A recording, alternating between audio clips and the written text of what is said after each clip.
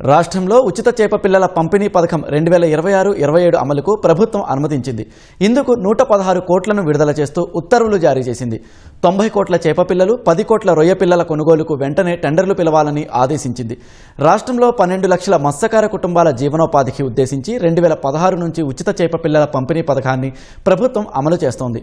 77 భారీ రిజర్వాయర్లు, 4647 మత్స్యశాఖ చెరువులు, 19465 చిన్ననీటి వనరుల్లో చేపలు, రొయ్యలు పెంచుతున్నారు. అవి పెరిగాక మత్స్యకారులు వాటిని పట్టుకుని విక్రయించి ఉపాధి పొందుతున్నారు.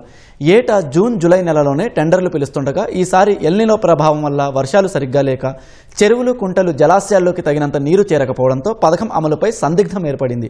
అయితే 10 రోజుల పాటు కురిసిన వర్షాలకు చెరువులు, కుంటల్లోకి నీరు చేరడంతో మత్స్యశాఖ కమిషనర్ నిఖిల పథకం అమలు కోసం 134.94 కోట్లు విడుదల చేయాలని సర్కార్కు లేఖ రాశారు.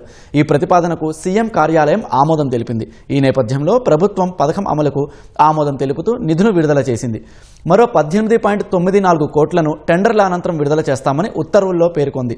ఈ నెల 5 లేదా 6 తేదీల్లో టెండర్ల ప్రక్రియ చేపట్టి 3వ వారానికి పూర్తి చేసి సెప్టెంబర్ మొదటి వారంలో చేప, రొయ్య పిల్లలను చెరువులో వదలాలని మత్స్యశాఖ నిర్ణయించింది.